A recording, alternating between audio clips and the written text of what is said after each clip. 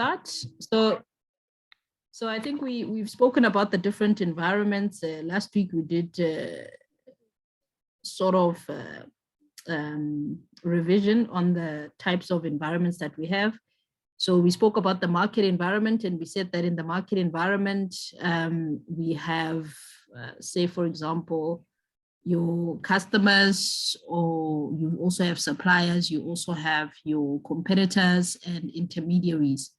So these are the things that exist in the market environment, and the market environment can also be said to be the industry that one operates in. Then we spoke about the macro environment, and the macro environment is basically part of the external environment. And in the macro environment, that's where we get your PESTEL, right, which would be your political factors, economic factors, social, cultural, technological, environmental, as well as legal factors in the macro environment. And then we have the micro environment. So the micro environment would then be internal to the company, right? So the market as well as the macro environment are external to the company, but the micro environment is internal to the company. So we are going to go through the micro environment and certain things that you would need to look out for in the micro environment, right? Just a question, are there any specific questions on last week's lessons?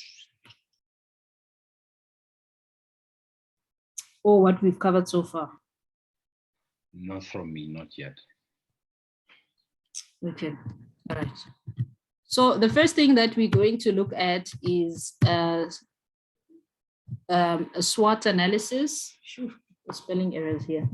We're going to look at a SWOT analysis. So for a business to basically be able to adapt to a marketing environment, the business would need to be able to scan their marketing environment first. So remember, we said in the marketing environment, you have the micro environment, the macro environment, as well as the market environment.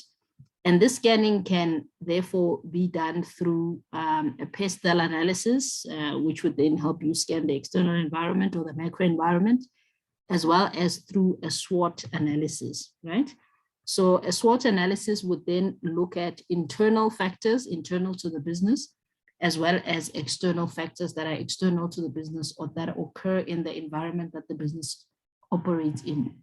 So strengths and weaknesses would be internal to the business. So those would be the factors that are internal to the business. And then the opportunities and threats would then be external to the business. So if you look at strengths and opportunities, those would be your positives for your SWOT analysis. Weaknesses and threats would be obviously negative. So an example of, or examples of strengths could be that you have maybe a unique selling proposition, you've got great quality, your people have a lot of skill, technical skill and knowledge, you've got certain IP, you're innovative, maybe the location of your business is a strength, it's convenient, it's easily reachable, or yeah. So that would fall under strength, and you can add to the list. It's not just this one. So another strength could be that maybe you already have an established market footprint, the fact that you maybe are one of the leading companies. So that could also be a strength because it means that you have already established your market dominance, right? And then when we look at weaknesses, those could be things like poor quality, maybe your reputation has been compromised, your offering is undifferentiated, so there's nothing that sets apart your offering from the offerings of your competitors. Maybe your business location, the location of your business, maybe it's in a dodgy place and or customers don't feel safe, or it's not accessible or not easily accessible, and so forth, right? So those are internal. So that means for you to do the strengths and the weaknesses, you have to look internal to the company. So as a company, what is my strength? As a company, what is my weakness, right? And then opportunities and threats. This is you now looking external in the external environment.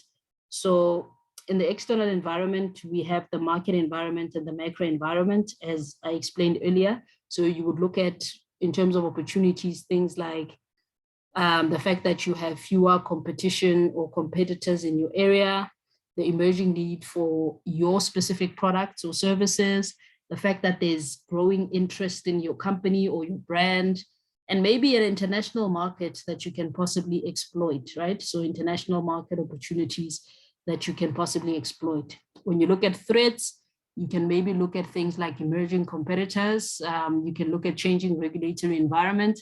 If we go back to the alcohol industry again, the fact that the government is reviewing the legal drinking age, while they're reviewing whether it should be 18 or 21, that could be a threat to the industry, to the alcohol industry, right? Negative media could also be a threat, as well as changing customer attitudes towards your company. Any questions on the SWOT analysis?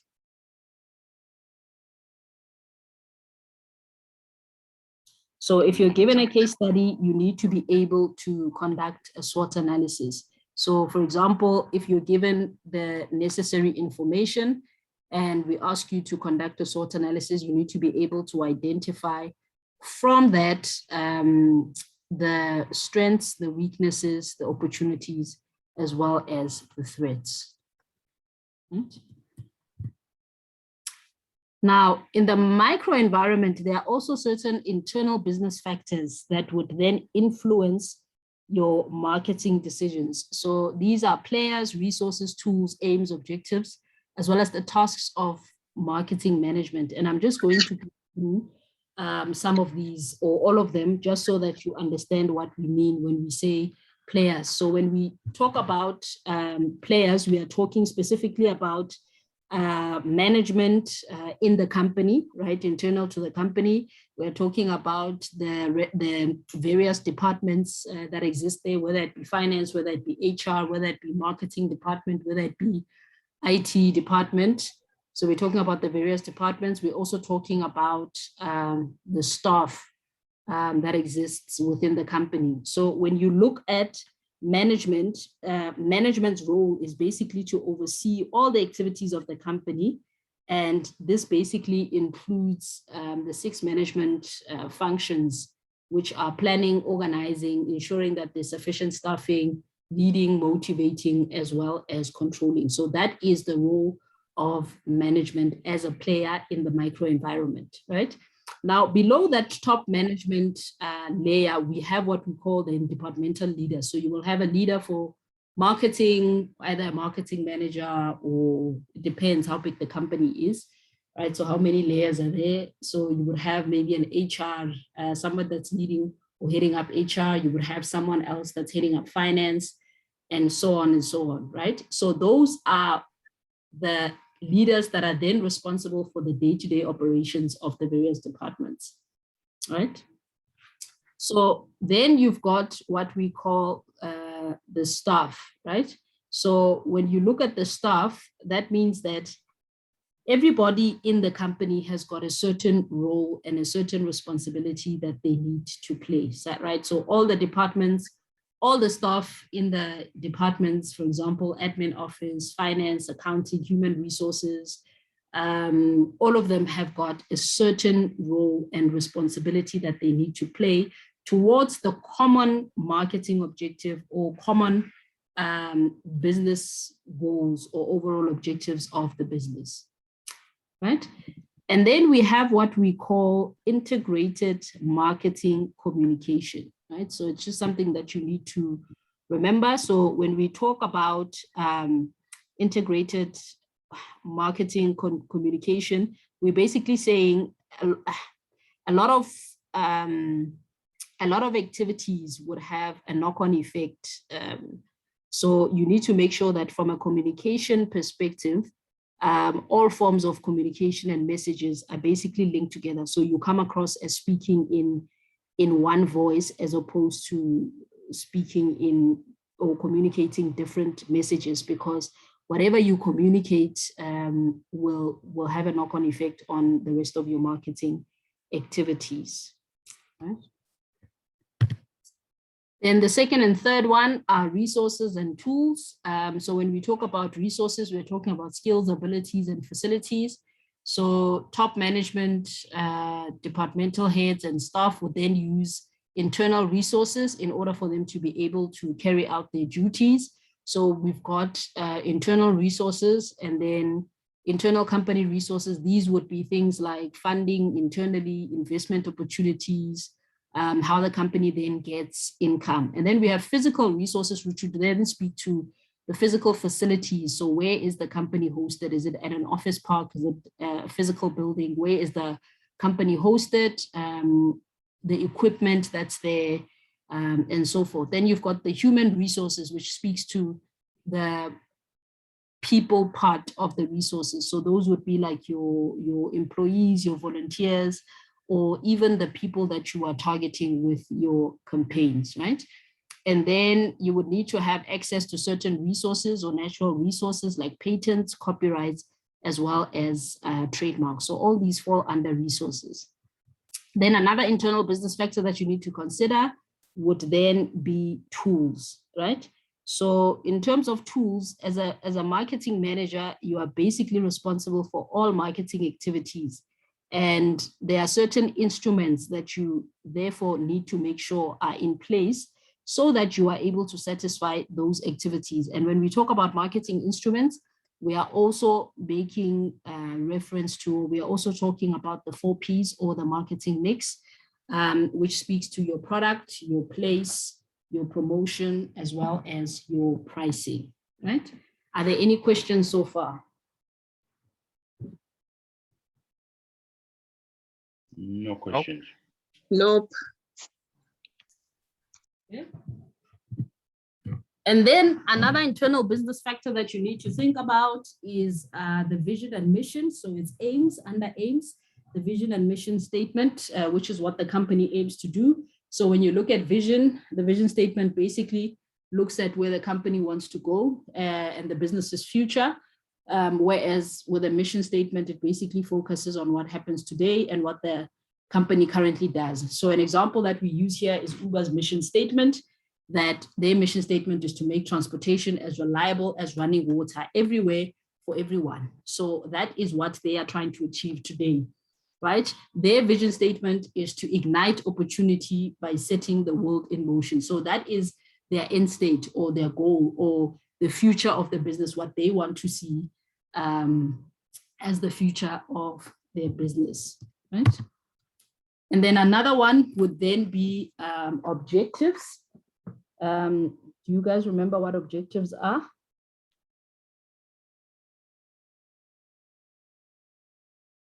Any the result that the company wants to achieve, like the objective is what we set to achieve as a business or a company. Yes, so what you said to achieve, any results that you're looking for and in any outcome that you're looking for would then be your objective, and your objectives also need to be SMART. Who remembers what SMART is or what the acronym SMART stands for?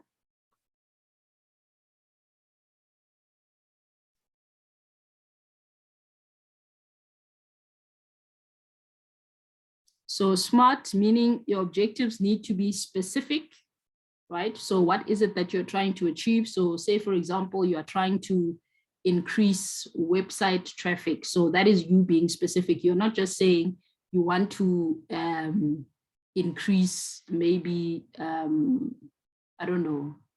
Yeah, so it's not broad. You're being specific to say you want to increase website traffic or you want to increase engagement rates on this and this platform, right? So it needs to be specific, it needs to be measurable. So how is it measurable? So when you think of an objective that is measurable, you are basically saying that, yes, Mkolisi. So measurable, you are basically saying that you are able to measure it. So if I say to you, I want to increase, say, for example, engagement rates from 50% to 60%, you'll be able to measure that, right? And then it also has to be attainable. So attainable meaning that it needs to be achievable, right? So you can't say that from a person that's receiving or that's getting 20% on an exam, that you want to receive 100% or you want to achieve 100%. So it needs to be achievable, right? And then it also needs to be realistic, right? As well as time specific. So time specific, so if we are talking about increasing, say, for example, website traffic, you would say increasing website traffic from currently this many people to that many people within a period of 12 months or by June 2022, right? So it has to have a certain time to it, right? So that is a SMART objective. It needs to be specific, it needs to be measurable, it needs to be attainable or achievable, it needs to be realistic, and it needs to be time specific, right? Now, there are three different types of objectives in a company that we generally deal with or that are relevant to marketing. Those are your corporate or general business objectives, your product marketing objectives, as well as your campaign objectives, right? So your corporate or business objectives are basically your general objectives that would then apply to the organization as a whole. So not just the marketing department, not just individual products or specific campaigns, but it would apply to the organization as a whole, right? And then you've got product marketing objectives. So your product marketing objectives, so obviously for each product or service offering that the business has, there will be specific separate objectives that you will have for that product. You will have specific segments that you would like to target, what you want to target in terms of profitability as well as market share, right? Then you will have, the last one would then be your campaign objectives. So each marketing or advertising campaign would have specific objectives to achieve. So what are you trying to achieve with the campaign? What is the result or the outcome that you are looking for in putting together the campaign, right? So those are your objectives under internal business factors. Then we have the last one, which is the tasks of marketing management. So marketing management can sort of take care of 7 tasks of the marketing environment, right? 7 tasks of marketing management in the internal environment, not market environment, in the internal environment, right? And the 7 tasks are basically to develop marketing strategies and plans. Do we remember what a marketing strategy is versus a marketing plan?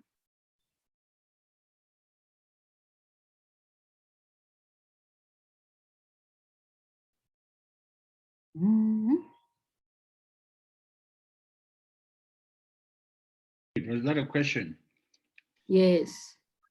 What was the question again? What's the difference between a marketing strategy and a marketing plan? So the strategy is the how.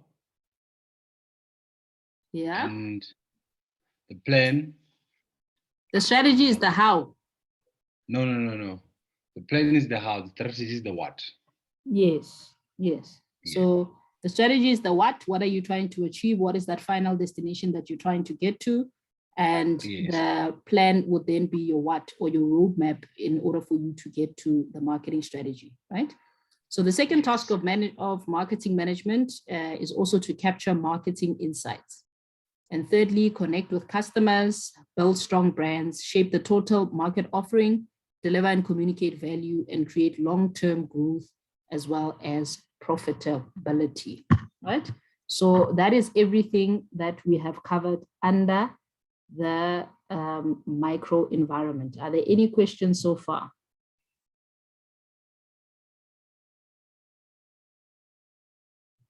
No preguntas. Can you hear me? Yeah, Bo? Oh, yeah, okay. No, nothing. Okay.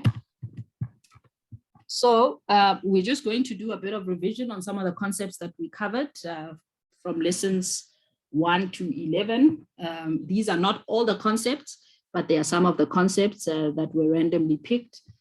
So please make sure that you are comfortable with all the concepts that we are going to cover today, as well as all the concepts in chapters 1 and 2. I get you guys are writing from Monday.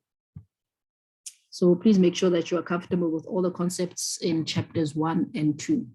right? So Exactly. microenvironment, we just spoke about it, internal business factors influencing marketing decisions. That would include players, resources, tools, aims, objectives, the tasks of marketing management. So pertaining the microenvironment, right? So the microenvironment covers which of the following? Suppliers, customers, competitors, all of the above, or none of the above.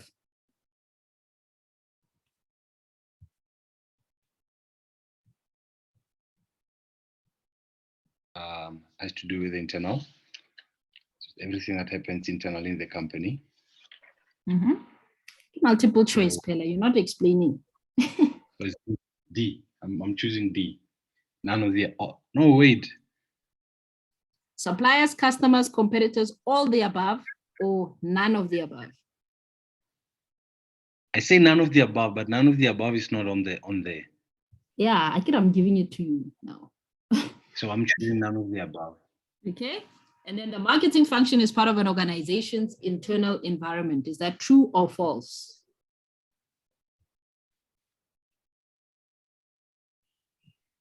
Hey, someone guessed that one. False. So let's read it again. The marketing function is part of an Part of an organization's internal organization. environment. Is it true or Oh, false? yeah, it's true. Yeah, because it's part It's of true. the It's internal part of the environment. internal environment. Yeah. Oh, Yes, it would be shucks. part of the departments that exist inside a English, my company. dot. Okay. It's English, Um, English, guys. Which environment is within the control of the business? Microenvironment. Yes, microenvironment, right? And then internal factors affecting a business environment are also referred to as what factors? A. Yep, controllable factors, right? Hmm. And then in the market environment, we also spoke about the market environment. So we said the marketing environment includes internal as well as external factors. Internal would be what exists in the micro environment, and then external would then be your pestle as well as your market environment. So we said the market environment would include your competitors, your customers, your suppliers, as well as your intermediaries, right? So the market environment covers which of the following? Suppliers, customers, competitors, or all of the above?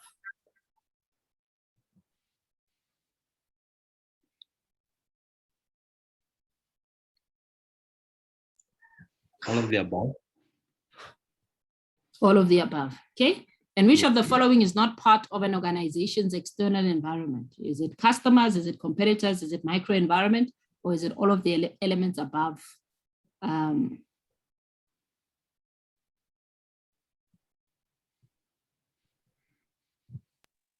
Isn't it microenvironments? Yeah, microenvironment, yes, because that is part of the internal environment, right? Because customers and competitors are external, so yeah. Yeah. Okay, and then we said the macro environment consists of, is what we call, is part of the external environment, and it consists of a pestle, so political factors, economic factors, social factors, technological factors, legal factors, and environmental factors. And we have no control over these factors, right? So when using the pestle framework, marketers are investigating what? Macro-environmental forces, B. B, micro-environmental forces. And then the influences in a society and or its cultures that affect people's attitudes, beliefs, behaviors, preferences, customers, and lifestyles are known as what? Is it demographic forces? Is it technological forces? Is it social-cultural forces? Social-cultural. Social-cultural forces. Right? The global financial crisis was an example of what type of macro-environmental force? D. The economic. Economic, yes, right? And then a devaluation of the South African rand makes exports cheaper and imports more expensive. Within the macro environment, this is known as? It's called economic forces. E. Yeah. Economic forces. Yeah. Mhm. The global financial, okay, that's a repeat. Which environment is beyond the control of the business? But wait, is that a repeat? Because I see it's a repeat, but at the top it says macro, and then the other one at the top said market environment. So which Genetic. environment is beyond the control of the business? I would say external. Yeah, so remember we said when we were Macro. speaking about the levels of So control, it's macro. Okay. Macro Yeah. B. when we were talking Macro about B. the levels of control, we said there are 3 levels of control. So you have direct control in your internal environment. You have indirect control in your market environment. And then you have no control in your macro environment. So it's D. Yeah. There you go. Okay, makes sense. Right, Thank you. then this we spoke about today, strengths, weaknesses, opportunities, and threats as part of your environmental scanning. So in a SWOT analysis, which 2 elements are part of the internal environment? SW. Which is what? I think Strength it's and strength weakness. and threats. Yeah. It's weird. Why are you laughing?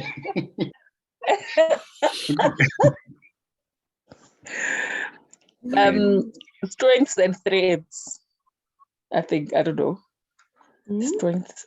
Our threats strength. can't be internal. I'm saying strengths and weaknesses. Our strengths and our weaknesses, they are part of our internal environment. Although I don't see it on the Internal. answers. Yes, there is. It's there. It's Oh, D. D. Sorry, yeah, D. Weakness So and that's the strengths. one I would choose. Yeah, because it's part of the internal environment. Okay, and then 2, as the recently appointed marketing manager for a growing fashion brand, you spend your first few months in the job understanding the business, the competitors' business, and the marketing environment. The comprehensive understanding you are engaged in is known as, is it market planning? Is it situational analysis? Is it competitive analysis? Is it company analysis? So you are spending time understanding the business, your competitors' business, as well as the marketing environment. A, Yeah, I think it's A. marketing planning. Why A? I'm gonna say Um, choose D. wait. So let's break it down. What is competitive analysis? Competitive analysis. So when you're analyzing your competition, Yeah, you're analyzing your competition. What is a company analysis? a SWOT analysis. No, So, but yeah, so when you you would be looking at, yeah, you would looking at the company, things like your strengths, your weaknesses, all those things, Yes. right? Yes. And then what is a situational analysis? So a situational analysis typically helps you to identify any opportunities and challenges that might occur in your internal as well as your external environment, right? So whether it be in your organization or with your product or service offering. Mm-hmm. Right? So that is a situation analysis.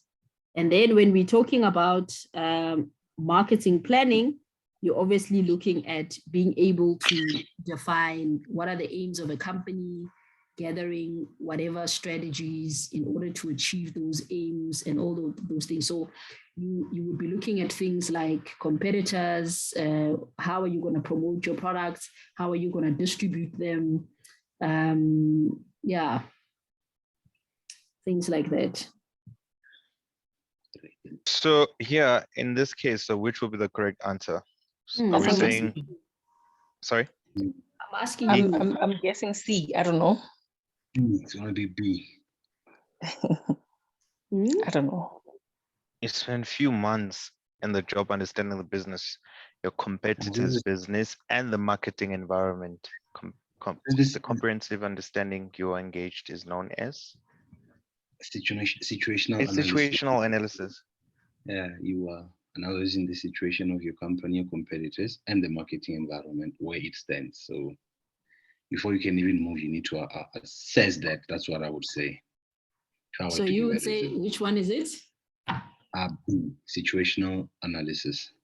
Situational analysis. Okay. So I'll let you go and investigate that one. Okay. Okay, cool.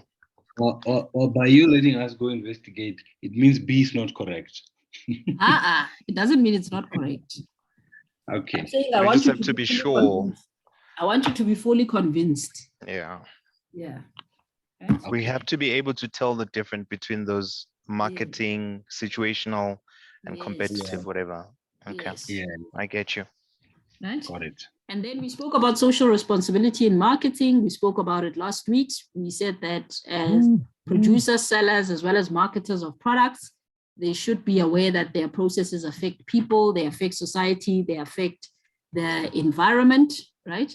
So you are actually, as a marketer or as a producer or even as a seller, you are supposed to act not just in the best interest of your company or best interest of your profitability, but also in the interest of society in entirety. So whatever product, and that's why you will see now a lot of companies have got, so for example, Valpre will write on their water bottles now that it's now biodegradable or it's recyclable or whatever, because they are aware of the previous impact of their bottles on the environment, right? So they are saying, we want to be better people. We have the best interest of society. So we're going to make sure that our bottles are biodegradable or recyclable, right?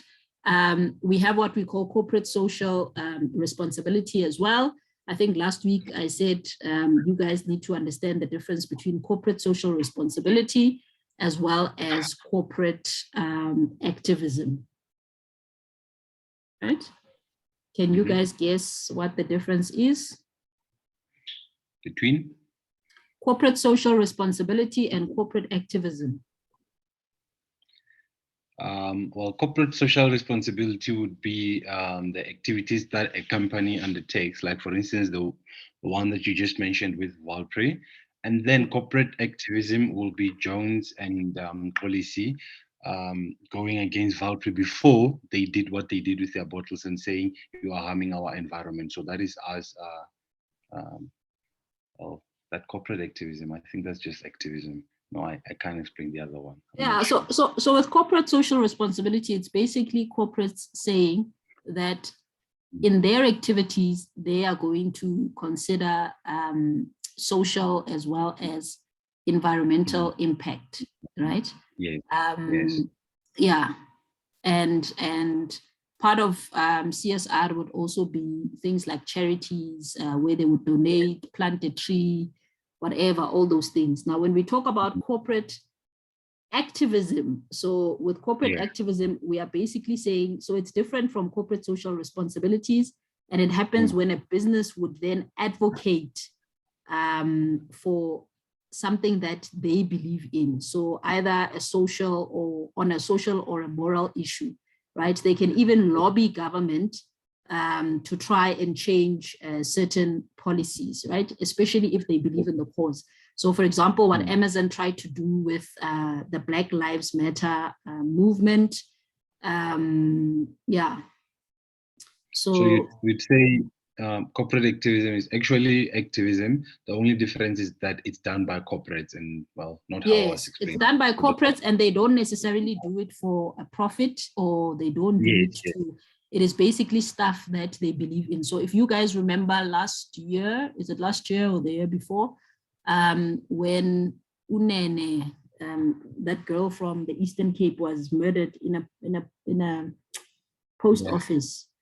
I don't know if you remember what happened around Sandton. So a lot of companies were wearing black on that Friday. There was a specific Friday where they said it's an all Black Friday because the country is in mourning, and a lot of corporates that basically believed in the cause of gender-based violence, or that wanted to publicly take a stand against gender-based violence, they had activities around that. So they had like marches in Sandton, I think that started at the Johannesburg Stock Exchange, and I don't remember where it ended, right? So those are basically companies that would want to take a stand and advocate for social or moral issues that they feel strongly about. So even Amazon, I think with the Black Lives Matter, what they did is they had huge billboards and they basically wrote Amazon and then they wrote Black Lives Matter. right? So it's them taking that stance and saying that all people are equal and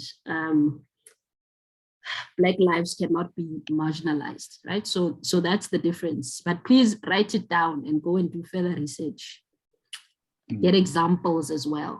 Because if you are asked this in an exam, you would be asked, what is the difference between, say, as an example, what is the difference between corporate social responsibility and corporate activism? And then what is the, and then you should be able to give the difference, be able to discuss each of them. You should be able to give examples as well. Right? Then we spoke about ethical responsibilities in marketing, and we said as a marketer, you have an ethical responsibility towards your buyers because you basically sell to society as a whole. And we said when you're targeting buyers, you need to be sure not to offend your customers by labeling them in a certain way. So you just need to be sure that you don't marginalize anyone, you don't discriminate against anyone, you don't stereotype or generalize any specific group.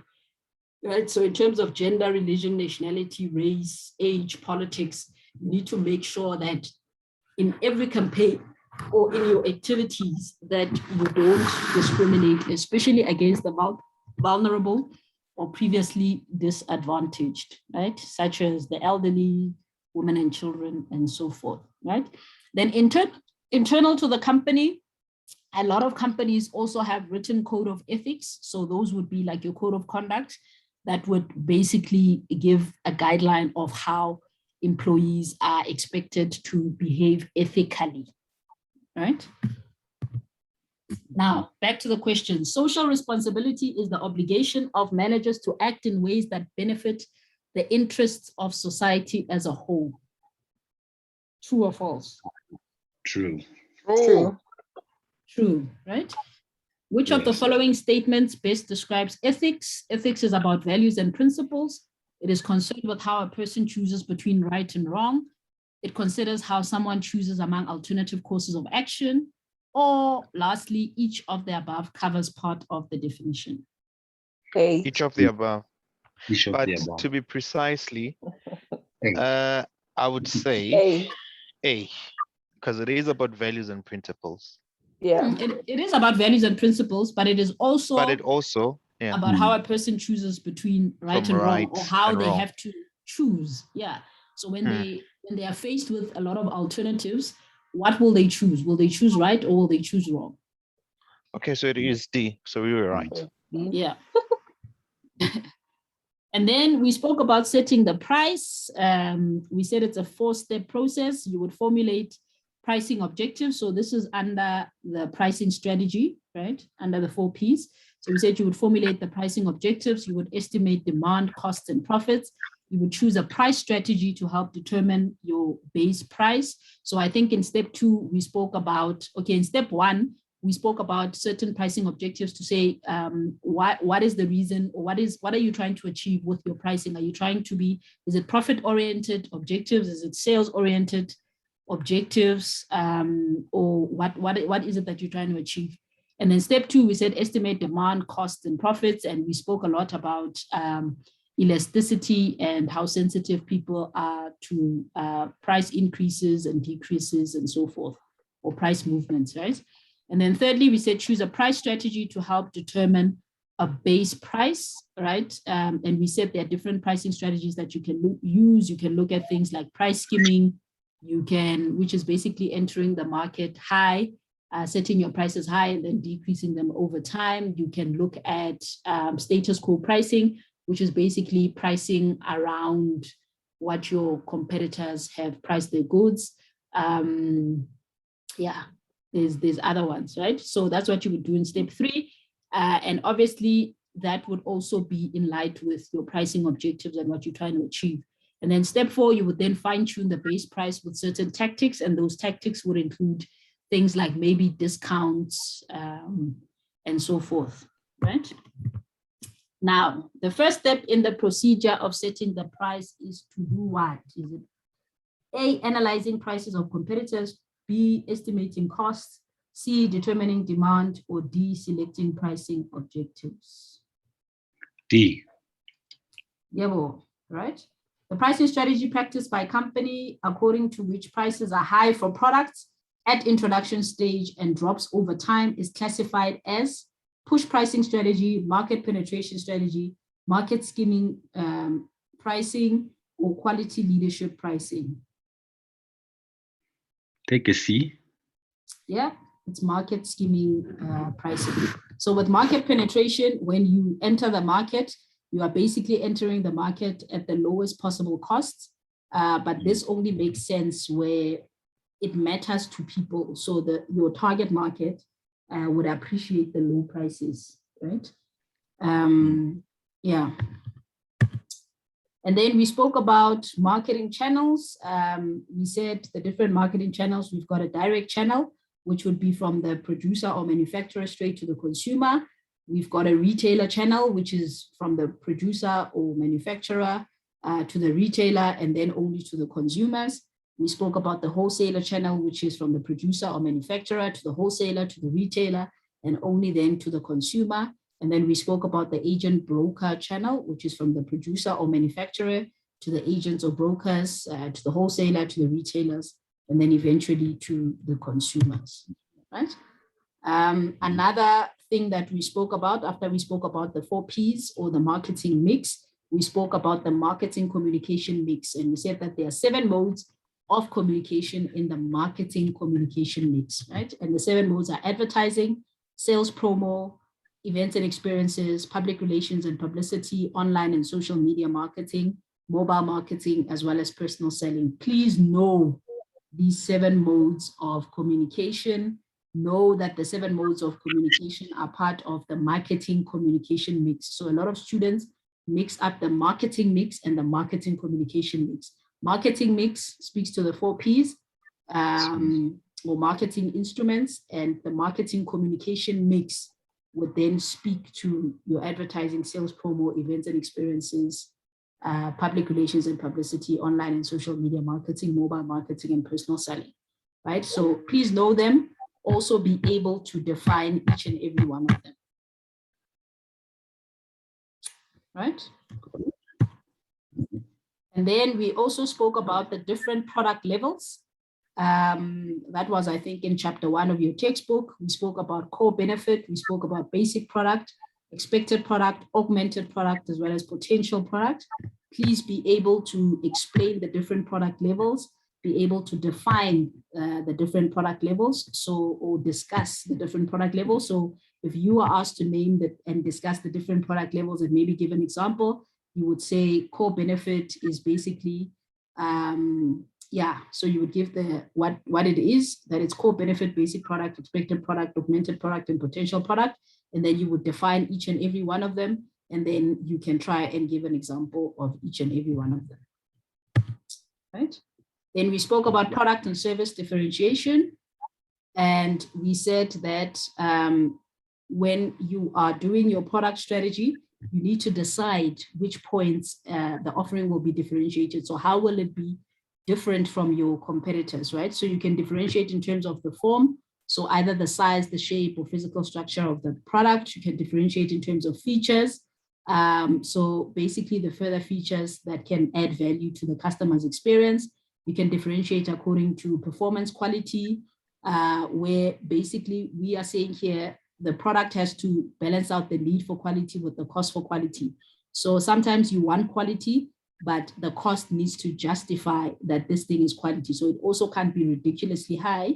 And that's why we are saying the product has to balance out the need for quality with the cost of quality. Then you can also differentiate using conformance quality, which is basically the rate at which products from the production line conform to exactly the same standards. So you can think of Toyota here and their concept of total quality management. You can also differentiate according to durability, which is basically the expected operating life under conditions that would be normal in day-to-day use or normal wear and tear through normal use, right? Another way to differentiate is by reliability, which is a measure of the probability that a product will not malfunction or fail within a specified time period.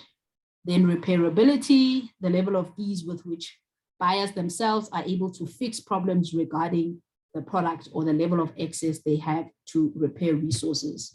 please make sure that you understand how you can differentiate products, also understand how you can differentiate services. I think the services one is in your textbook as well, right? So you should be able to name and discuss or explain, right? Okay, dokes. In marketing strategy, I think we already spoke about that in the beginning. You need to know what a marketing strategy is. So this is the official definition, right, of a marketing strategy. So you need to know what a marketing strategy is. You need to know what a marketing plan is, right?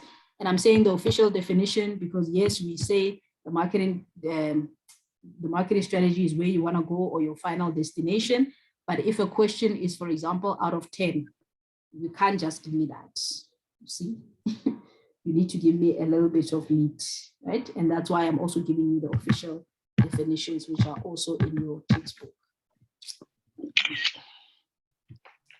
And then overall cost leadership. These are some of the strategies that we spoke about. And that is with overall cost leadership, that is when a company basically aims to achieve the lowest production or purchasing and distribution costs so that they're able to underprice competitors and gain market share, right? So a company that would then decide to pursue this strategy will invest heavily in the most efficient processes in order to offer lower prices to consumers, right? Or lower than its competitors. And examples there would be your Pep store as well as your ShopRite. Right, so a firm that chooses which strategy focuses on gaining advantages by reducing its cost below all of its competitors. It's B. Yeah, B. Cost leadership. Right? Then another strategy is differentiation. So when you use the strategy, as a company, you aim to achieve superior performance in areas that are valued by customers. So if your customers value quality or they value brand image, you aim to differentiate yourself in those areas, right? So a company that uses the strategy will basically invest in sourcing the best quality components and skills, design and manufacture them through meticulous processes, inspect them carefully, and effectively communicate the products and services superior features to the market using sophisticated advertising methods. So a very good example of that would also be Apple. Now, question, which of the following best describes a strategy of differentiation according to Porter's generic strategies model?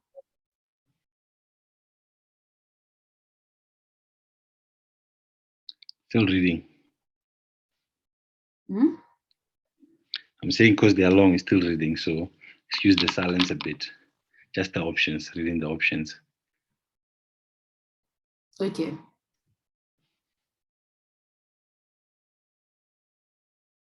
Okay, I'm going to go with C, but I also think A is right, but I'm going with C. You are going with C when an organization's product or services offer features that are not offered by competitors' offerings. Sorry, Okay. sorry. I misread. Scrap C. I'm going to go with A. A. When the products are perceived to offer greater satisfaction and for which customers are consequently prepared to pay a premium price.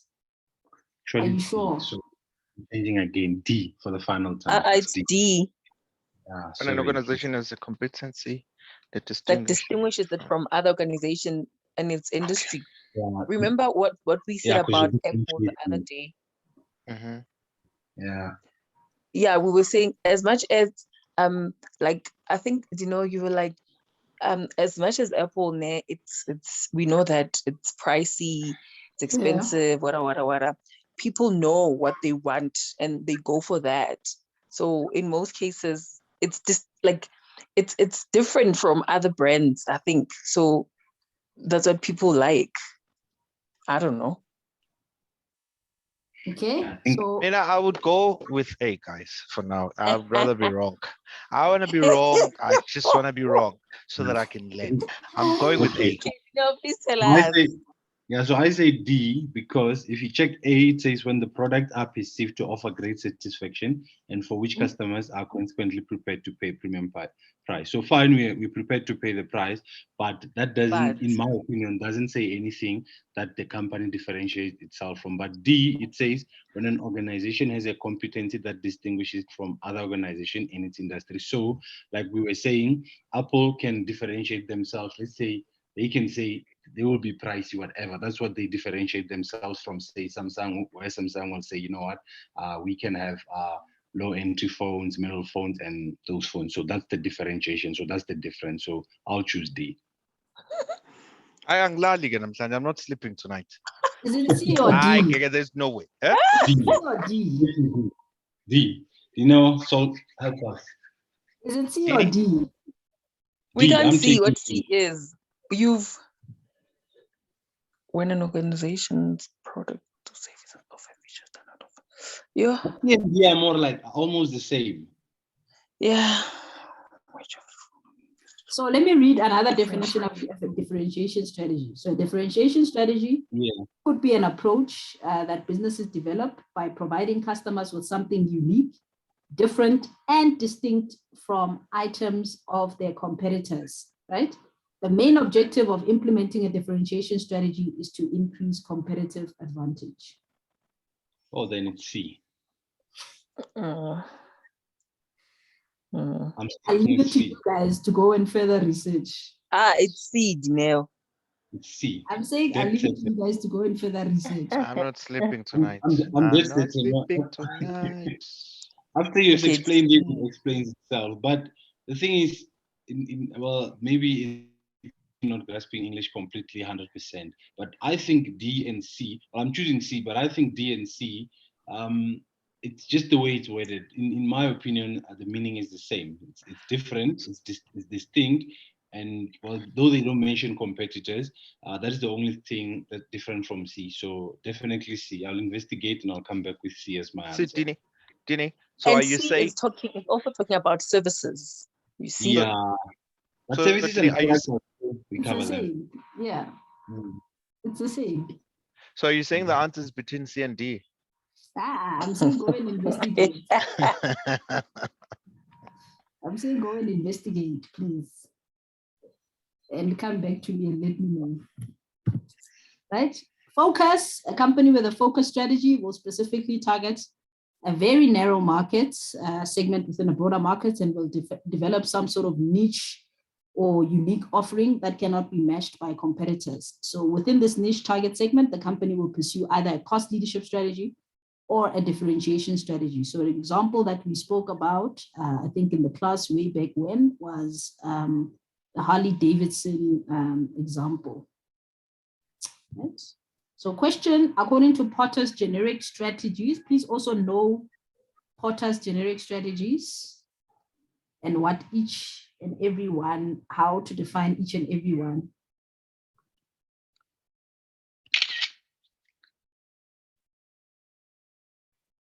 Right? So according to Porter's generic strategies, which are they? Which are Porter's generic strategies?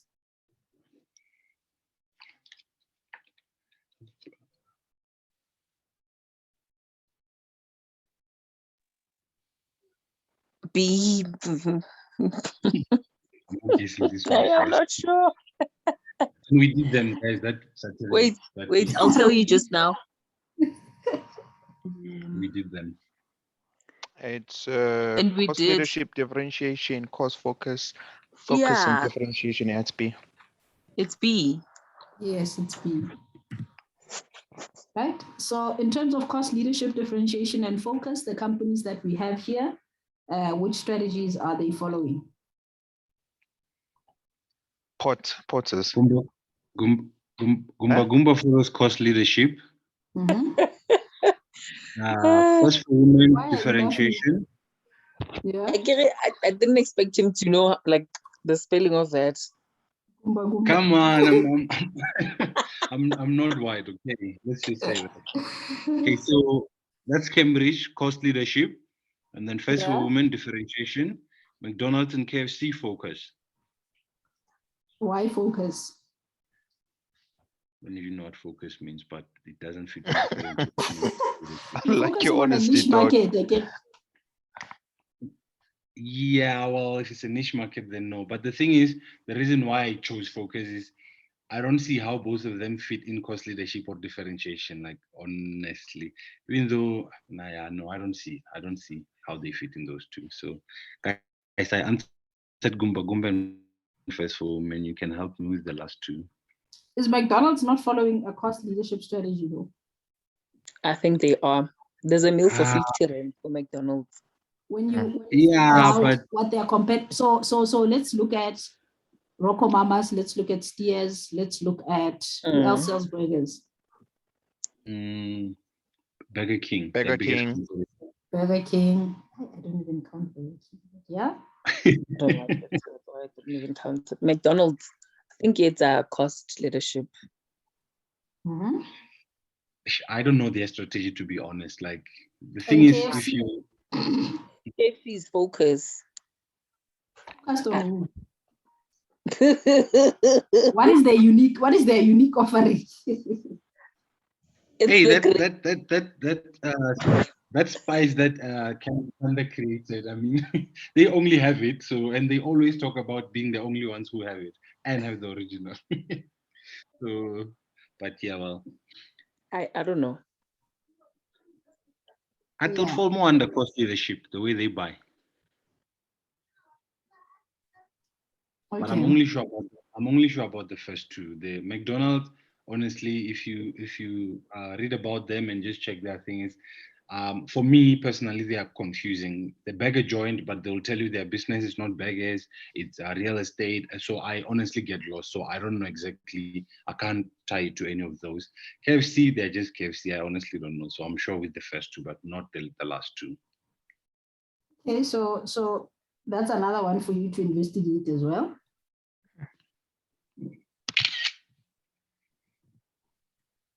Are you done? Yeah. Right. Then we spoke about a simple marketing system, and we said on the one end of a simple marketing system, we have a collection of sellers or the industry. And then on the other end of the spectrum, we have the collection of buyers, or what we call the market. And they basically have an exchange of, there's an exchange of goods and services for money. And the market would basically request information as well from the industry, which would then be communicated back to the market. So it is a mutually beneficial relationship, right? And the important thing is that there is an exchange process, right? So you need to be able to explain what a simple marketing system looks like, and the important keywords that you would need to include would include things like an exchange of goods and services, money. Yeah, you can go check your textbook there. Right, and the last thing that we covered is then, or one of the things that we covered is then the 4 Ps, very important for you guys to know for the test. So remember, we spoke about product, price, promotion, as well as place or distribution. Here they mention it as channels, but it's the same thing as place as well as distribution, right? So if you are asked a question on the 4 Ps, you need to be able to identify the 4 Ps. So when you identify its product, place, price, and promotion, you need to be able to explain. So be able to define what product is and be able to define the different elements of a product. So like the design and the features, the brand name, packaging and size, warranties and returns.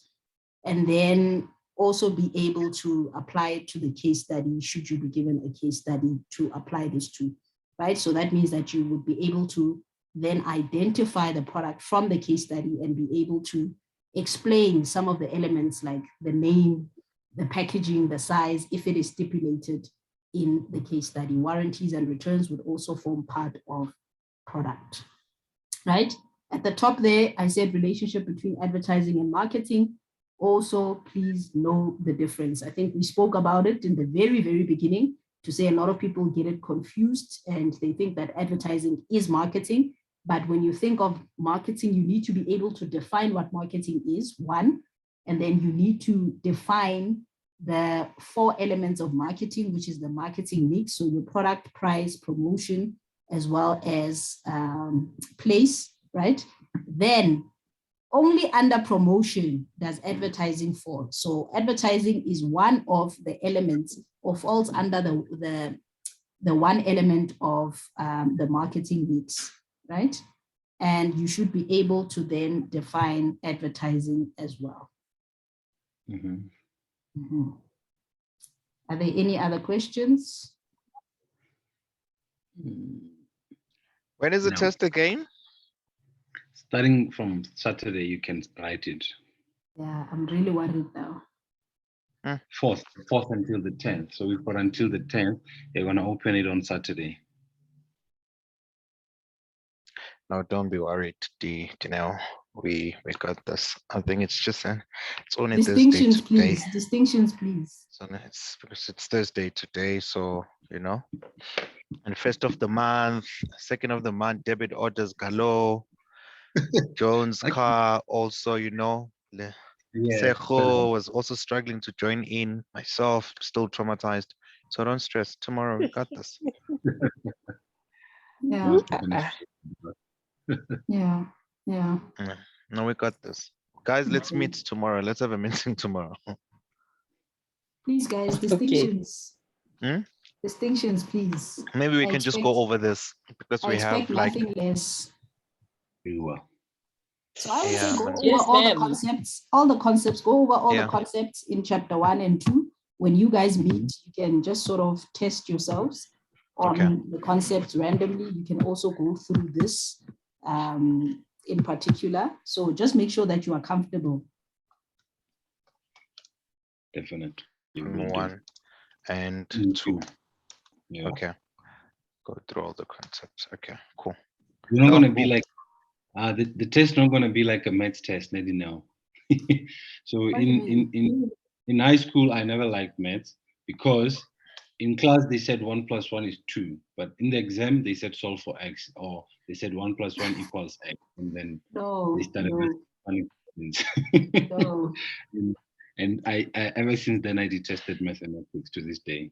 No, it's going to be, the test is going to be very clear. Well, I haven't seen it. I don't know how it's going to look, but from the tests that I've seen in the past, they are very clear. So there's nothing confusing. If you are comfortable with the concepts, then you should be fine. Nah, then that's fine. As long as So make as long sure as that they you know. are comfortable with the jargon that is used. So like I said, most students would confuse things like marketing Confused. marketing Yeah. mix with marketing communication mix. They would also confuse, what is it, the differentiation part, you know, that form features and things like Yes, that. They would also confuse like the product strategy. So just make sure that you know the product levels, right?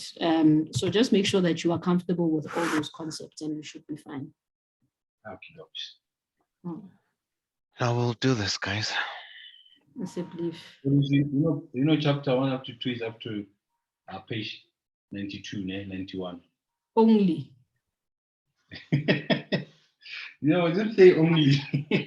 It's only, and it includes case studies as well, but also check the back of your textbook. I think the back of your textbook also has some practice questions that you can go through, certain activities that you can, or the answers of the activities in your textbook. So yeah, it's only chapter 1 and 2, guys. Okay, You got this. nice. We have this. Yeah, you got Okay, this. cool. All right. Thank you. Jones, do your thing then. Set up a meeting for Lesaka. Are you available tomorrow? What time? I would say Ciao, maybe Dineo. after work.